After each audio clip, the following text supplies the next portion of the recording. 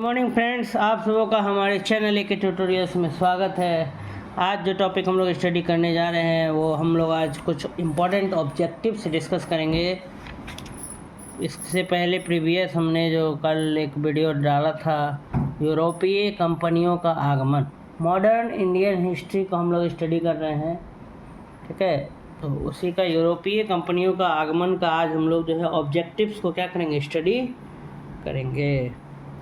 आइए देखते हैं। वास्को डी गामा कालीकट पर किस वर्ष में आया?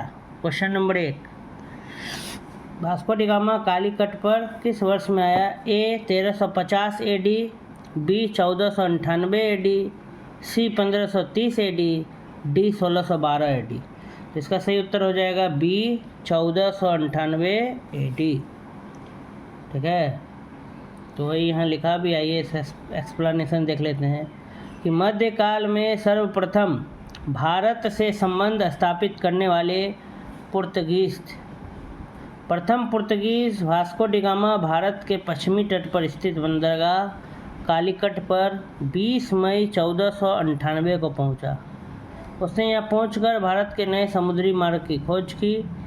कालीकट के तत्कालीन शासक जमोरिन ने वास्को डी गामा का क्या किया? स्वागत किया। पुर्तगाली व्यापारियों ने भारत में कालीकट, गोवा, दमन, दीव एवं हुगली के बंदरगाहों में अपनी व्यापारिक कोठियां स्थापित की। 1505 ईस्वी में फ्रांसिस्को द अल्मीडा भारत में प्रथम पुर्तगाली वाइसरॉय एवं गवर्नर बनकर आया। व्यापारिक हितों के परिप्रेक्ष्य में हिंद महासागर में प्रभुत्व स्थापित करने के लिए अल्मीडा ने ब्लू वाटर पॉलिसी अर्थात नीला जल की नीति का प्रतिपादन किया था। तो खैर इसमें पूछा था सिर्फ कि वास्को डी गामा कालीकट पर किस वर्ष में आए थे, तो 1498 AD इसका सही उत्तर हो जाएगा। चलिए बढ़ते हैं नेक्स्ट क्वेश्चन की तरफ। निम्न में कौन नीला जल योजना ब्लू वाटर नीति से संबंधित है? A de Almeida, B Albuquerque, C Dupleix और डी रॉबर्ट क्लाइव। तो इसका सही उत्तर हो जाएगा A de Almeida. Francisco de Almeida यही ब्लू वाटर नीति से क्या है, रिलेटेड है, नीला जल योजना। नेक्स्ट क्वेश्चन, मध्यकाल में सर्वप्रथम भारत से व्यापार संबंध स्थापित करने वाले थे?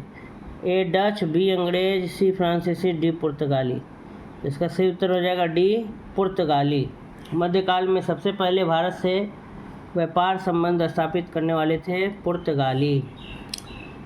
Question number 4, Vasco da gamma Bharat कब आया था? ए 1496, बी 1497, सी 1498, डी 1600। तो वास्को डी गामा भारत आए थे 1498 में, तो इसका सही उत्तर हो जाएगा सी 1498, 1498। नेक्स्ट, पुर्तगाली उपनिवेश का प्रथम वाइसरॉय भारत में कौन हुआ? A Dias, B Vasco da Gama, C Almeida, D Albuquerque. इसका सही उत्तर हो जाएगा सी अल्मीडा। पुर्तगाली उपनिवेश का प्रथम वाइसरॉय भारत में थे अल्मीडा। अगला टॉपिक है, निम्नलिखित में से किसने वास्को डी गामा का कालीकट में स्वागत किया था? ए गैस्पर कोरिया, बी अल्बकुर्क, सी जमोरिन, डी डॉन अल्मीडा। इसका सही उत्तर हो जाएगा सी जमोरिन। सूची 1 को सूची 2 से सही सुमेल कीजिए तथा नीचे दिए गए कोट से सही उत्तर चुनिए।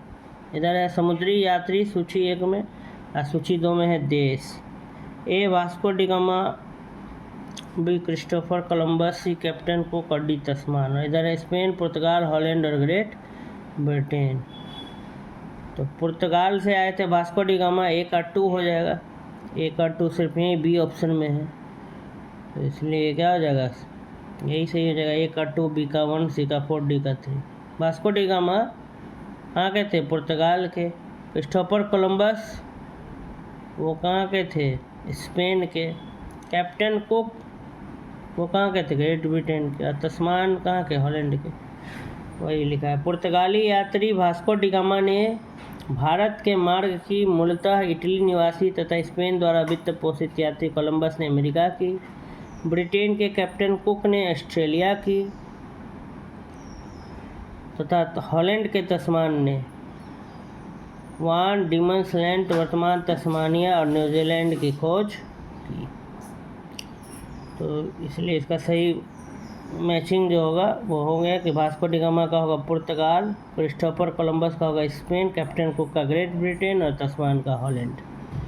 निम्नलिखित में से नेक्स्ट क्वेश्चन, निम्नलिखित में से कौन भारत आने वाले यात्री पुर्तगाल देश का नहीं था? A Duarte Barbosa, B Domingo Paes, C Peter Mundy, D Fernao Nuniz. इसका सही उत्तर हो जाएगा पीटर मुंडी। पीटर मुंडी 17वीं शताब्दी में भारत आने वाला ब्रिटिश व्यापारी, लेखक एवं यात्री था।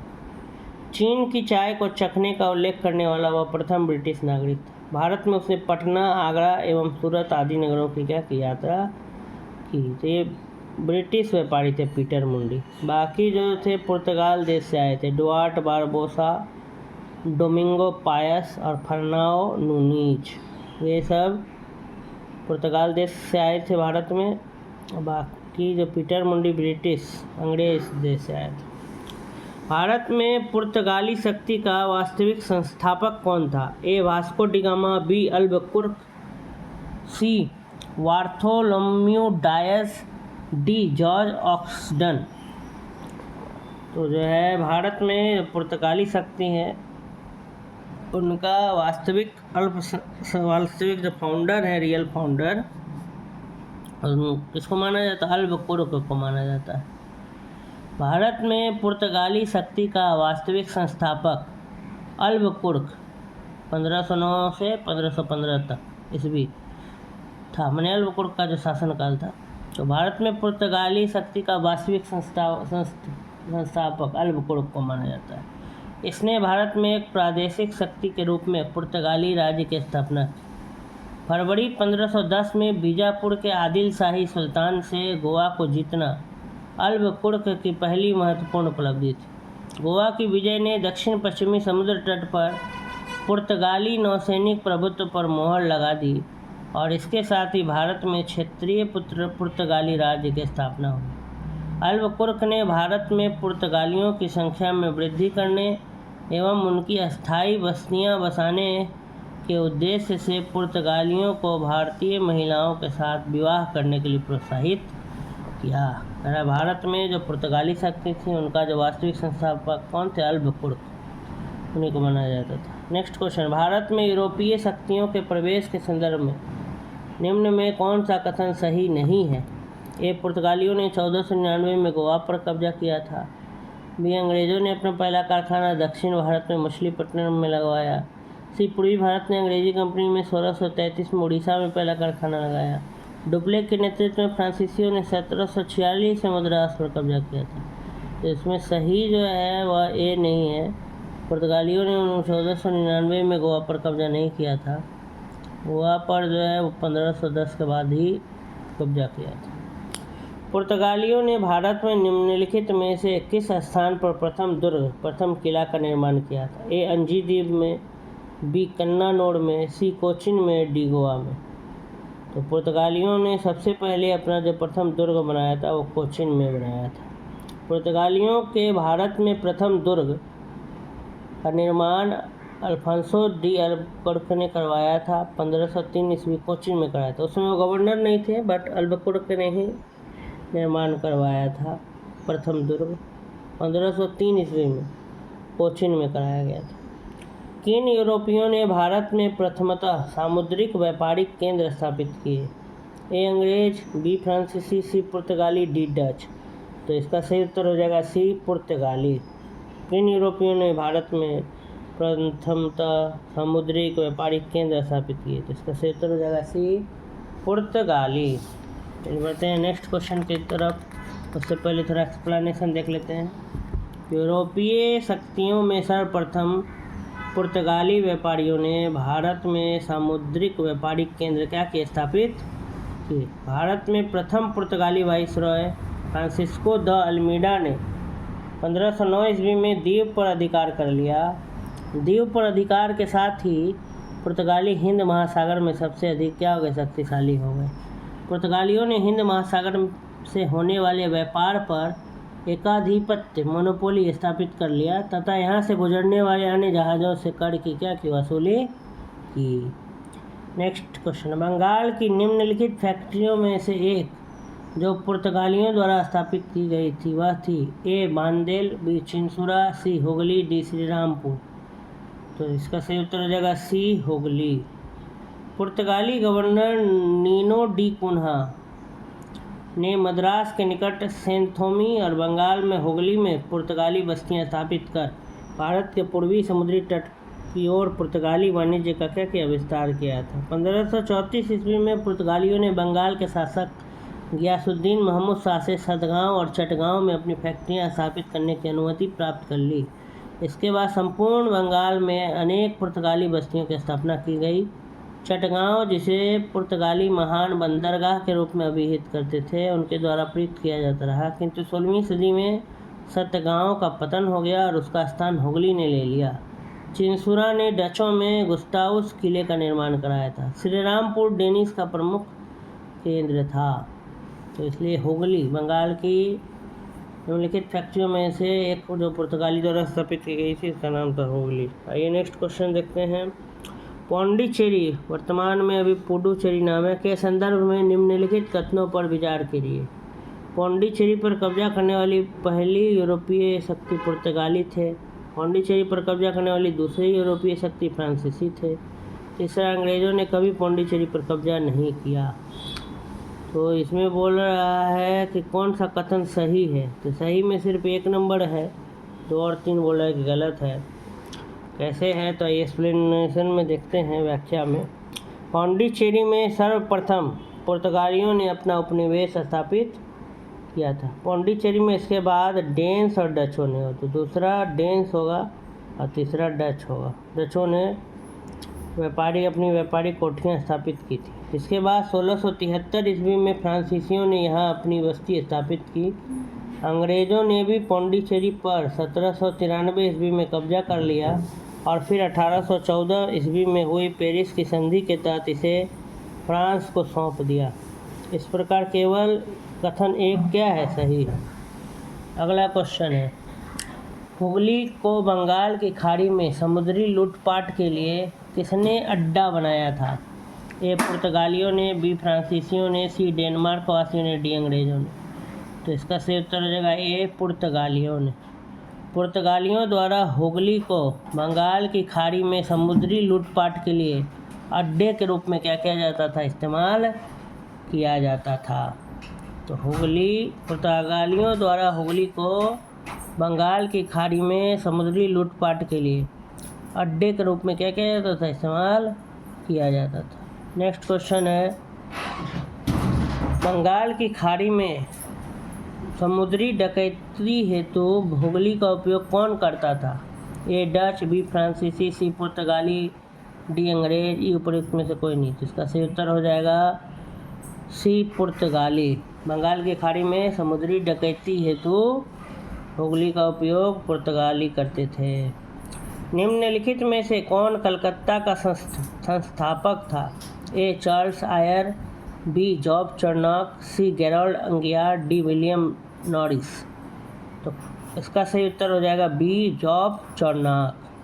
कासिम बाजार की फैक्ट्री के प्रमुख जॉब चर्नॉक ने अंग्रेज़ों के व्यापारिक केंद्र के लिए हुगली के स्थान पर सूतानूती अथवा सूतनौती, जो कि कलकत्ता का जगह, उसको चुना। उससे ही कलकत्ता का संस्थापक माना जाता है, जॉब चर्नॉक। हालांकि मई 2003 में दिए गए अपने निर्णय में कलकत्ता उच्च न्यायालय की एक खंडपीठ ने जॉब चर्नॉक को कलकत्ता का संस्थापक न मानते हुए कहा कि कलकत्ता जॉब चर्नॉक के आगमन से पूर्व में अस्तित्व में था तथा इस आधार पर कलकत्ता का स्थापना दिवस 24 अगस्त 1690 नहीं माना जा सकता है, और कलकत्ता हाईकोर्ट ने इसको नहीं माना है। ठीक है, बट ऐसे जॉब चर्नॉक पढ़ सकते हैं हम लोग, मतभेद है इस बिंदु पर, विवादित। नेक्स्ट, कलकत्ता किसने बसाया? A John Surman, B Vasco da Gama, C Warren Hastings, D Job Charnock. इसका भी उत्तर हो जाएगा डी जॉब चर्नॉक। नेक्स्ट, निम्न में से किस स्थान पर भारत में प्रथम नगर निगम स्थापित किया गया था? ए कलकत्ता, बी मद्रास, सी बॉम्बे, डी दिल्ली। तो भारत में प्रथम नगर निगम मद्रास में स्थापित किया गया था। इसका सही उत्तर हो जाएगा मद्रास। उसके बारे में एक्सप्लेनेशन हल्का दिया है कि आधुनिक भारत में पहला नगर निगम 1688 ईस्वी में मद्रास के पूर्व प्रेसिडेंसी शहर में स्थापित किया गया था।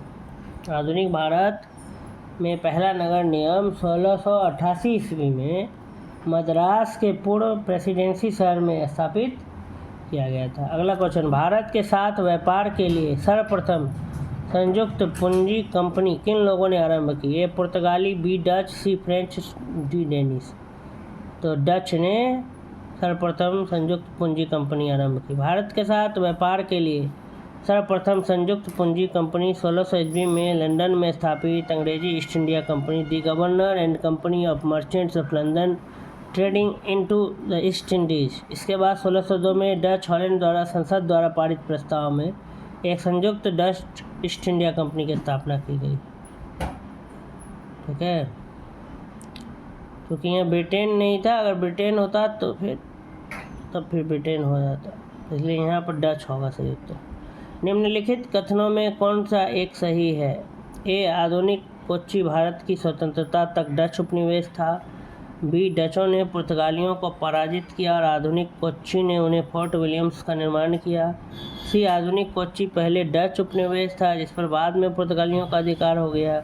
और डी आधुनिक कोच्चि अभी भी ब्रिटिश उपनिवेश का भाग नहीं था। इसका सही उत्तर हो जाएगा बी। डचों ने पुर्तगालियों को हराकर पराजित कर आधुनिक कोच्चि में फोर्ट विलियम्स का क्या कराया था? निर्माण कराया था। डचों ने पुर्तगालियों को पराजित कर हराकर आधुनिक कोच्चि में फोर्ट विलियम्स का निर्माण कराया था। अगला है, भारतीय इतिहास के संदर्भ में निम्नलिखित कथनों पर विचार कीजिए। एक, डच लोगों ने पूर्वी तटीय क्षेत्रों में गजपति शासकों द्वारा प्रदान की गई जमीनों पर अपनी फैक्ट्रियां, गोदाम स्थापित किए। दूसरा, अल्फांसो द अल्बुकुर्क ने बीजापुर सल्तनत से गोवा को छीन लिया था। तीसरा, अंग्रेजी ईस्ट इंडिया कंपनी ने मद्रास में विजयनगर साम्राज्य के एक प्रतिनिधि से पट्टे पर ली गई जमीन के एक प्लॉट पर फैक्ट्री स्थापित की गई। ऐसे बोला, उपयुक्त कथनों में कौन सा सही है? ए केवल 1 और 2, बी केवल 2 और 3, सी केवल 1 और 3, डी 1, 2, 3। इसका सही उत्तर जो हो जाएगा बी केवल 2 और 3। ठीक है, 2 और 3 सही है कि अल्फांसो द अल्बुकुर्क ने बीजापुर सल्तनत से गोवा को क्या किया था? छीन लिया था बीजापुर सल्तनत से। और अंग्रेजी ईस्ट इंडिया कंपनी ने मद्रास में विजयनगर साम्राज्य पर एक प्रतिनिधि से पट्टे पर ली गई जमीन के एक प्लॉट पर क्या बना दिया? फैक्ट्री बना दिया, लीज पे लिया जमीन पर। डचों ने पूर्वी तट पर पहले कोचीन को पुर्तगालियों से छीना और बाद में आंध्र और उड़ीसा के तट पर अपनी फैक्ट्री स्थापित की, जो 17वीं शताब्दी की बात है, जबकि गजपति शासकों का शासन 16वीं शताब्दी में ही समाप्त हो गया था। 1510 ईस्वी में अल्बुकुर्क ने बीजापुर से गोवा छीन लिया था, तो इसलिए कथन 2 सही है। अंग्रेजी ईस्ट इंडिया कंपनी ने 1663 ईस्वी में विजयनगर के नायक से पट्टे पर जमीन लेकर मद्रास में एक फैक्ट्री की स्थापना की, तो इसलिए कथन 3 भी सही है। नेक्स्ट देखते हैं, भारत में ईस्ट इंडिया कंपनी की सफलता का राज था। ए भारत में राष्ट्रीय भावना की कमी, बी कंपनी की सेना को पश्चिमी प्रशिक्षण मिला था तथा उनके पास आधुनिक हथियार थे, सी भारतीय सैनिकों में राष्ट्रीय भावना का अभाव था जिसके फलस्वरूप कोई जो उन्हें अच्छा वेतन दे अपनी सेवा में लगा सकता था। इसका सही उत्तर हो जाएगा डी उपयुक्त 3। ये तीनों बिंदुएं जो हैं वो भारत में ईस्ट इंडिया की सफलता के क्या थे? राज थे। क्योंकि भारत में राष्ट्रीय भावना की कमी थी। दूसरा, कंपनी का जो सेना था उसको वेस्टर्न पश्चिमी प्रशिक्षण ट्रेनिंग मिला हुआ था, उनके पास आधुनिक हथियार भी थे। और भारत के सैनिकों में जो थी वो राष्ट्रीय भावना की कमी थी, जो भी उन्हें अगर अच्छा वेतन देता तो वे उधर ही उनके लिए क्या करते? अपनी सेवा देने के लिए तैयार थे। ठीक है, तो प्रयुक्त तीनों कारण भारत में ईस्ट इंडिया कंपनी की सफलता में क्या थे? सहायक थे। ज्ञातव्य है कि इंग्लैंड में एक मर्चेंट एडवेंचरस नामक दल ने अंग्रेजी ईस्ट इंडिया कंपनी अथवा the governor and company of merchants of London trading into the east Indies की स्थापना की थी। नेक्स्ट क्वेश्चन, निम्नलिखित ब्रिटिश कंपनियों में से किसे भारत में व्यापार करने का पहला अधिकार पत्र प्राप्त हुआ था? A Levant company, B East India company, C the English company trading to East Indies और डी ऑस्टेट कंपनी। तो इसका सही उत्तर हो जाएगा A, Levant company. Levant company को 1593 ईस्वी में स्थल मार्ग से भारत में व्यापार करने का अधिकार प्राप्त हुआ था। 31 दिसंबर 1600 को महारानी एलिजाबेथ प्रथम ने the governor and company of merchants of London trading into the east Indies को समुद्री मार्ग से ईस्ट इंडीज के साथ व्यापार करने का पहला अधिकार पत्र प्रदान किया था, लेकिन स्थल मार्ग से सबसे पहले लिवेंट कंपनी को मिला था 1593 में, और समुद्री मार्ग से 1600 में दिया गया था।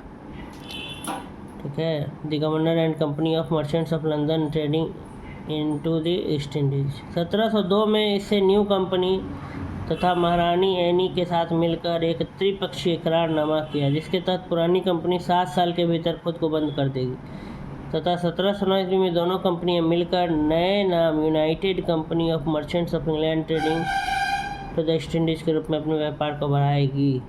यह कंपनी सामान्यतः ईस्ट इंडिया कंपनी के नाम से क्या हुई, प्रसिद्ध हुई। तो सबसे पहले इसको अधिकार मिला लिवेंट कंपनी को स्थल मार्ग से। नेक्स्ट है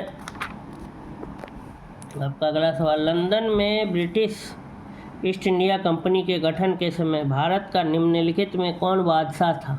ए अकबर, बी जहांगीर, सी शाहजहां, डी औरंगजेब। तो इसका सही उत्तर हो जाएगा ए अकबर। लंदन में ब्रिटिश ईस्ट इंडिया कंपनी के गठन के समय भारत का बादशाह कौन था? अकबर थे। ब्रिटेन के कुछ व्यापारियों ने पूर्व के देशों के साथ व्यापार करने के आशय से 1600 ईस्वी में एक कंपनी का गठन किया। इसका नाम governor and company of merchants of London trading into the east Indies रखा गया। इस दौरान भारत का बादशाह अकबर था। ब्रिटेन के कुछ व्यापारियों ने पूर्व के देशों के साथ व्यापार करने के आशय से 1600 ईस्वी में कंपनी का क्या किया, गठन किया। इनका नाम governor and company of merchants of London trading into the east Indies रखा गया। इस दौरान भारत का बादशाह अकबर था। किस मुगल सम्राट के काल में इंग्लिश ईस्ट इंडिया कंपनी ने भारत में सर्वप्रथम कारखाना स्थापित किया? ए अकबर, बी जहांगीर, सी शाहजहां, डी औरंगजेब। तो इसका सही उत्तर हो जाएगा बी जहांगीर। जहांगीर के शासनकाल में इंग्लिश ईस्ट इंडिया कंपनी ने सर्वप्रथम 1611 ईस्वी में मछलीपट्टनम अथवा मछलीपट्टनम में एक अस्थायी कारखाना स्थापित किया था, और 1613 में सूरत में स्थापित कारखाना अंग्रेजों का प्रथम स्थायी कारखाना था। तो जहांगीर के शासनकाल में ईस्ट इंडिया कंपनी ने अपना पहला कारखाना स्थापित किया था। भारत में 1613 ईस्वी में अंग्रेजों ने पहली फैक्ट्री कहाँ स्थापित की थी? ए गोवा, बी बंगाल में हुगली, सी आरकोट, डी सूरत में की थी। कैप्टन विलियम हॉकिंस सूरत से मुगल दरबार 1608 ईस्वी में पहुंचा, किंतु सूरत में फैक्ट्री की स्थापना की अनुमति पाने में सफल नहीं हो सका। 1611 ईस्वी में पुर्तगालियों के विरोध के बावजूद कैप्टन मिडल्टन सूरत के समीप स्वाली पहुंचा और मुगल गवर्नर से वहां व्यापार करने की अनुमति पाने में सफल हो गया। कैप्टन थॉमस बेस्ट द्वारा सूरत के बंदरगाह के विजय ने पुर्तगाली एकाधिकार की निरंतरता को भंग किया, तोड़ दिया। एकाधिकार मोनोपोली पुर्तगीज का। तदुपरांत अंग्रेजों ने सूरत में 1613 ईस्वी में अस्थायी रूप से एक फैक्ट्री स्थापित कर दी। यहाँ से अंग्रेजों ने अपने व्यापार को देश के दूसरे भागों में फैलाया तथा शीघ्र ही अहमदाबाद, बुरहानपुर, अजमेर तथा आगरा में सहयोगी फैक्ट्रियाँ क्या की, स्थापित की। नेक्स्ट क्वेश्चन, निम्नलिखित में किस अंग्रेज अधिकारी ने पुर्तगालियों को स्वाली के स्थान पर हराया था? A William Hawkins, B Thomas West, B Thomas Roe, D Josiah Child. इसका सही उत्तर हो जाएगा B Thomas West. Thomas West ने जो अंग्रेज के अधिकारी थे, उन्होंने पुर्तगालियों को स्वाली के स्थान पर क्या किया था, हराया था। नेक्स्ट है, 17वीं शताब्दी के पहले चतुर्थांश में निम्नलिखित में से कहाँ इंग्लिश ईस्ट इंडिया कंपनी का कारखाना स्थित था? एक भरूच, दूसरा चिकागोल और तीसरा त्रिचुन्नपल्ली। तो इसका सही उत्तर हो जाएगा ए केवल एक। 17वीं शताब्दी से पहले चतुर्थांश मतलब 1625 में, एक शताब्दी में 100 वर्ष होते हैं, तो 17वीं शताब्दी मतलब 1600 से लेकर के 1700 तक का समय। अब पहला चतुर्थांश मैंने उसका 25% बोला है, क्वाड्रेंट, वह 1/4 1/4 बोल रहा है। चतुर्थांश मैंने 25 साल 100 साल का चतुर्थांश क्या होगा? 25 साल, मतलब 1625 की पूछ रहा है। तो 1625 तक ईस्ट इंडिया कंपनी ने सूरत, भरूच, बुरहानपुर, अहमदाबाद और आगरा, इसी में क्या किया था? अपना कारखाना स्थापित किया था। तो सूरत, बुरहानपुर, अहमदाबाद और आगरा ये विकल्प में नहीं है, विकल्प में सिर्फ भरूच है। तो भरूच ही इसका सही उत्तर हो जाएगा। ईस्ट इंडिया कंपनी की प्रथम फैक्ट्री स्थापित की गई थी। ए पुणे में, बी गोवा में, सी पौंडीचेरी में, डी सूरत में। तो इसका सही उत्तर हो जाएगा डी सूरत। ईस्ट इंडिया कंपनी की जो पहली फैक्ट्री थी वह सूरत में स्थापित की गई। निम्नलिखित यूरोपीय व्यापारिक कंपनियों में से किसने सूरत में सर्वप्रथम अपना कारखाना स्थापित किया? ए डचों ने, बी अंग्रेजों ने, सी फ्रांसीसियों ने, डी पुर्तगालियों ने। तो इसका सही उत्तर हो जाएगा अंग्रेजों ने। यूरोपीय व्यापारिक कंपनियों में से ब्रिटिश ईस्ट इंडिया कंपनी ने सर्वप्रथम सबसे पहले सूरत में फैक्ट्री स्थापित की थी। 1613 ईस्वी में जहांगीर ने अंग्रेज़ों को सूरत में अस्थायी कारखाना स्थापित करने की अनुमति दी थी। सूरत में डचों द्वारा फैक्ट्री 1616 ईस्वी में, जबकि फ्रांसीसियों द्वारा 1668 ईस्वी में स्थापित की गई थी। उल्लेखनीय है कि ईस्ट इंडिया कंपनी ने सर्वप्रथम 1611 ईस्वी में मछलीपट्टनम में अपना कारखाना स्थापित किया था, जो कि अस्थायी था। इन्होंने अपना प्रथम अस्थायी कारखाना 1613 ईस्वी में सूरत में ही स्थापित किया था। फ्रांसीसियों ने भी अपना प्रथम कारखाना 1668 ईस्वी में सूरत में स्थापित किया था। कह रहा है कि यूरोपीय व्यापारिक कंपनियों में से ब्रिटिश ईस्ट इंडिया कंपनी ने सर्वप्रथम सबसे पहले सूरत में फैक्ट्री स्थापित की थी। 1613 ईस्वी में जहांगीर ने अंग्रेज़ों को सूरत में स्थायी कारखाना स्थापित करने की अनुमति दी। सूरत में डचों द्वारा फैक्ट्री जो है 1616 ईस्वी में, जबकि फ्रांसीसियों द्वारा 1668 ईस्वी में स्थापित की गई थी। उल्लेखनीय है ईस्ट इंडिया कंपनी ने सर्वप्रथम सबसे पहले 1611 ईस्वी में मछलीपट्टनम में अपना कारखाना स्थापित किया था, जो कि अस्थायी था। इन्होंने अपना प्रथम अस्थायी कारखाना 1613 में सूरत में स्थापित किया था। तो फ्रांसीसियों ने भी अपना पहला कारखाना 1668 में सूरत में ही स्थापित किया था। तो सूरत में सबसे पहले स्थापित करने वाला कौन था? तो अंग्रेज। नेक्स्ट है, वर्ष 1613 में अंग्रेजी ईस्ट इंडिया कंपनी को कहाँ एक कारखाना व्यापार स्थल स्थापित करने की अनुमति मिली? ए बेंगलोर, बी मद्रास, सी मछलीपट्टनम, डी सूरत। तो इसका सही उत्तर हो जाएगा डी सूरत। चलिए नेक्स्ट क्वेश्चन देखते हैं। ईस्ट इंडिया कंपनी के प्रारंभिक दौर में वेस्टर्न प्रेसिडेंसी कहाँ थी? ए सूरत, बी सतारा, सी बॉम्बे, डी पणजी। इसका सही उत्तर हो जाएगा ए सूरत। ईस्ट इंडिया कंपनी ने आरंभ में सूरत को प्रेसिडेंसी बनाया था, बाद में यह बॉम्बे स्थानांतरित कर दी गई थी, ट्रांसफ़र कर दिया गया था। ब्रिटिश ईस्ट इंडिया कंपनी ने बम्बई किससे लिया था? ए डचों से, बी फ्रांसीसियों से, सी डेनिशों से, डी पुर्तगालियों से। तो इसका सही उत्तर हो जाएगा डी पुर्तगालियों से। ब्रिटिश ईस्ट इंडिया कंपनी ने बम्बई, जिसको बॉम्बे, मुंबई आजकल बोलते हैं, पहले बॉम्बे बोला जाता था, बम्बई, पुर्तगालियों से लिया था। 1661 ईस्वी में इंग्लैंड के जो सम्राट थे चार्ल्स द्वितीय, उनका विवाह पुर्तगाल की राजकुमारी कैथरीन से होने पर चार्ल्स को पुर्तगालियों द्वारा बम्बई उपहार स्वरूप प्रदान किया गया था, जिसे उन्होंने 10 पाउंड वार्षिक किराए पर 1668 ईस्वी में ब्रिटिश ईस्ट इंडिया कंपनी को क्या कर दिया था? दे दिया था। निम्नलिखित में से किस वर्ष प्रयागराज उत्तर प्रदेश के किले पर अंग्रेजों का अधिकार स्थापित हुआ? ए 1790 ईस्वी, बी 1792 ईस्वी, सी 1796 ईस्वी, डी 1797 ईस्वी। इसका सही उत्तर हो जाएगा डी 1797 ईस्वी। अवध के नवाब सादत अली ने 1797 ईस्वी में प्रयागराज इलाहाबाद का किला अंग्रेज़ों को क्या किया था? सौंप दिया था। ईस्ट इंडिया कंपनी के किस अंग्रेज गवर्नर को औरंगजेब द्वारा भारत से निष्कासित किया गया? A Aungier, B sir John Child, C sir John Gayer, D sir Nicholas Waite. तो इसका सही उत्तर हो जाएगा B sir John Child. Mumbai के अंग्रेज गवर्नर जॉन चाइल्ड ने 1688 ईस्वी में मुंबई और पश्चिमी समुद्री तट पर मुगल बंदरगाहों का घेरा डाला तथा मक्का जाने वाले हज यात्रियों को बंदी बनाने का क्या प्रयास किया?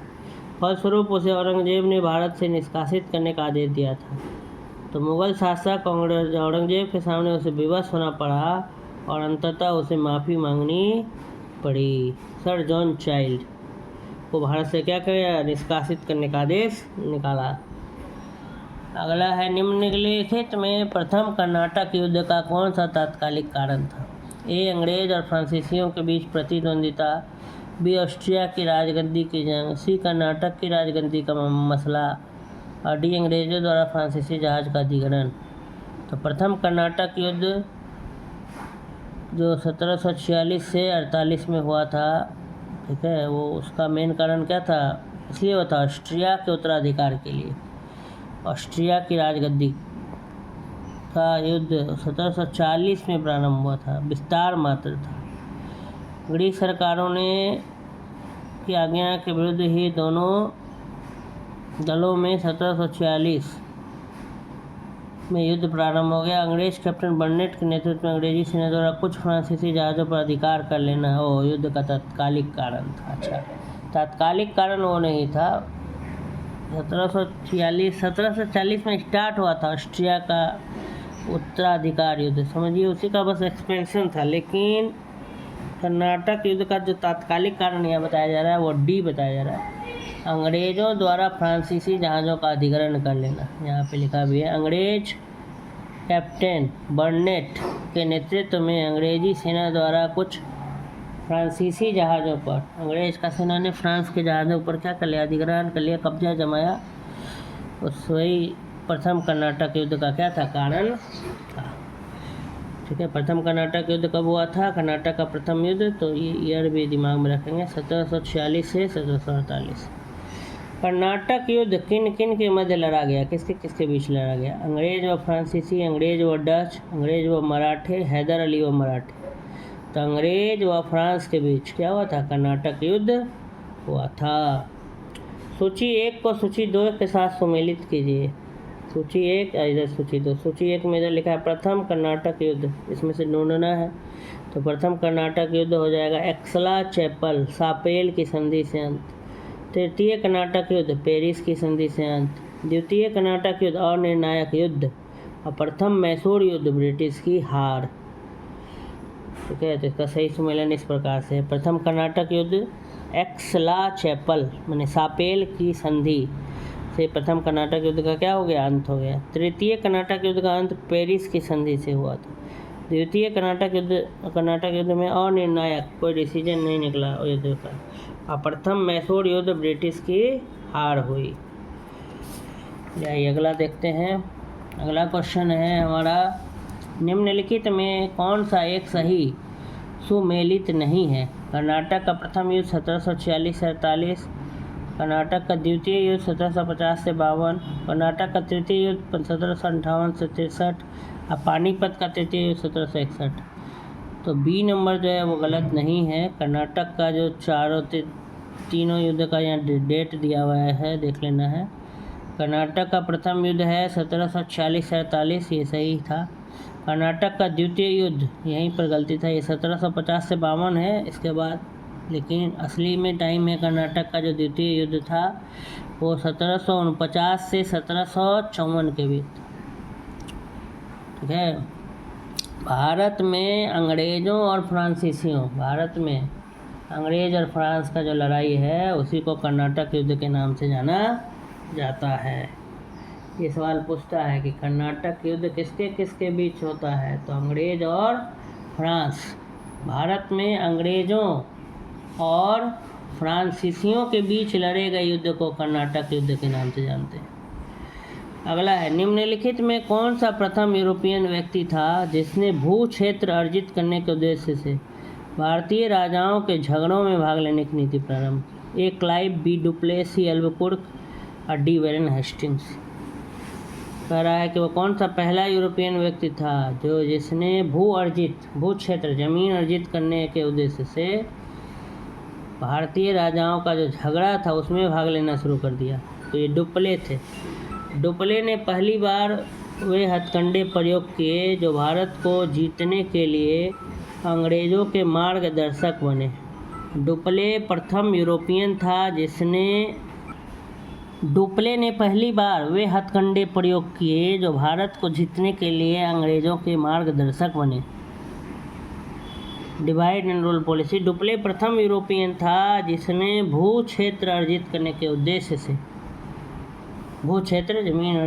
उद्देश्य से भारतीय राजाओं के झगड़ों में भाग लेने की नीति आरंभ की। यह डुप्ले ही था जिसने पहली बार यूरोपीय सेना को भारतीय राज दरबारों में भारतीय खर्च पर नियुक्त करवाया तथा जिसने पहली बार यूरोपीय हितों के लिए भारतीय राजनीति में क्या किया, हस्तक्षेप किया तथा भारत में यूरोपीय साम्राज्य की क्या रखी, नींव रखी। उनके बारे में जीबी मालसेन ने लिखा है कि उसकी योजनाओं का प्रभाव उसके जाने के पश्चात भी रहा। मतलब जब डुप्ले चले गए भारत से तो उनका जब योजना सब था उसका प्रभाव उनके जाने के बाद भी रहा। वह भूमि जिसे उसने अपनी सूझबूझ से जोता तथा उर्वर बनाया, माने वह भूमि जिसको डुप्ले ने अपना माने बुद्धि से उसको जोता, प्लोइंग किया, उसमें फर्टिलाइज़र मिलाया और वह क्षमता जो उसने दर्शाई उसके लौटने के तुरंत पश्चात उसके प्रतिद्वंदियों ने उपयोग की और उससे अत्यधिक लाभ उठाया। तो उसके बाद जब वो लौट गया तो अंग्रेज़ों ने खूब इसका फ़ायदा उठाया, उसका तैयार किया हुआ जो रास्ता था उस पर। नेक्स्ट, भारत में फ्रांसीसियों ने अपना सबसे पहला कारखाना निम्न स्थानों में कहाँ लगाया? ए सूरत, बी पुलिकट, सी कोची, डी कासिम बाजार। तो ए सूरत। भारत में फ्रांस ने अपना पहला कारखाना कहाँ स्थापित किया? सूरत में। कब? 1668 में। लुई 14वें के मंत्री कॉलबर्ट द्वारा 1664 ईस्वी में फ्रेंच ईस्ट इंडिया कंपनी की स्थापना हुई, जिसे कंपनी देश इंदेश ओरिएंटलेस कहा गया। देश इंदेश ओरिएंटलेस। फ्रांसीसी कंपनी का निर्माण राज्य द्वारा हुआ और राज्य ही इसका सारा खर्च देता था। 1667 ईस्वी में फ्रांसिस कैरों के नेतृत्व में एक अभियान दल भारत के लिए रवाना हुआ, जिसने 1668 ईस्वी में सूरत में अपने पहले व्यापारिक कारखाने की स्थापना की। तो भारत में फ्रांसीसियों ने सबसे पहला जो कारखाना स्थापित किया वो सूरत में किया। और कब किया? तो 1668 ईस्वी में। अगला क्वेश्चन है, फ्रांसीसी ईस्ट इंडिया कंपनी संस्थापित हुई थी? ए लुई 14वें के शासनकाल में, बी लुई 13वें के शासनकाल में, सी लुई 15वें के शासनकाल में, डी लुई 16वें के शासनकाल में। तो इसका सही उत्तर हो जाएगा ए लुई 14वें के शासनकाल में फ्रांसीसी ईस्ट इंडिया कंपनी क्या हुई थी? संस्थापित हुई थी। नेक्स्ट क्वेश्चन, निम्नलिखित में किसे भारत में फ्रांसीसी कंपनी का संस्थापक माना जाता है? ए रिसलू, बी मजारे, सी कॉलबर्ट, डी फ्रैंको मार्टिन। तो इसका सही उत्तर हो जाएगा सी कॉलबर्ट। बंगाल में निम्न में से कौन सा कारखाना डचों ने स्थापित किया था? ए बंदेल, बी छिंदसुरा, सी हुगली, डी श्री रामपुर। इसका सही उत्तर हो जाएगा बी और सी, हुगली और छिंदसुरा। डचों की बंगाल में पहली कंपनी पिपली में 1627 में स्थापित। इसके कुछ ही दिनों बाद डच पिपली से बालासोर चले आए। बंगाल में डचों ने 1635 ईस्वी से प्रारंभ कर 1656 ईस्वी के बीच कुछ समय तक हुगली में फैक्ट्री का संचालन किया। 1656 ईस्वी के बाद हुगली के ही एक गांव छिंदसुरा में 1653 ईस्वी में स्थापित फैक्ट्री डचों के व्यापार का मुख्य केंद्र बनी। तो स्पष्ट है कि दिए गए विकल्पों में डचों का कारखाना छिंदसुरा और हुगली के ग्राम के साथ साथ हुगली मुख्यालय में भी था। तो 17वीं शताब्दी के समाप्त होने तक डच कंपनियां कासिम बाजार, पटना, ढाका, मालदा, बालासोर, बारंगौर, जुगदिया, फतवा इन सब स्थानों पर स्थापित कर लिया था अपना। नेक्स्ट है, डच ईस्ट इंडिया कंपनी ने किस वर्ष अपनी फैक्ट्री पटना में स्थापित? ए 1601, बी 1632, सी 1774, डी 1651। तो 1632 ईस्वी में डच ईस्ट इंडिया कंपनी ने पटना में क्या किया? अपना फैक्ट्री खोला था। बंगाल की समृद्ध व्यापार की तरफ आकर्षित हो डचों ने 1615 और 1629 में असफल प्रयास किए। यद्यपि बंगाल में व्यापार का सुअवसर उन्हें 1632 में प्राप्त हुआ। 1632 ईस्वी में सर्वप्रथम पटना में डच ईस्ट इंडिया कंपनी का प्रवेश हुआ। यद्यपि पटना में डच फैक्ट्री की स्थापना 1632 के संदर्भ में संबंधित कोई स्रोत प्रामाणिकता की कसौटी पर स्पष्ट नहीं। यद्यपि इतिहासकार ओम प्रकाश ने 1638 ईस्वी में पटना में डच फैक्ट्री की स्थापना संबंधी तथ्य प्रस्तुत किए हैं, जो आर्थिक तंगी के कारण उसी वर्ष बंद हो गई। खुला और बंद हो गई। वर्तमान में डच फैक्ट्री का वह स्थान पटना कॉलेज के नाम से जाना जाता है। फ्रांसीसी दक्कन में शक्ति आंदोलन स्थापित करने में असफल रहे थे। ए डुप्ले सक्षम सेनापति नहीं था, भी अंग्रेजों की फौज शक्तिशाली थी। सी भारतीय लोग फ्रांसीसियों को पसंद नहीं करते थे। या डी पौंडीचेरी सामरिक केंद्र था।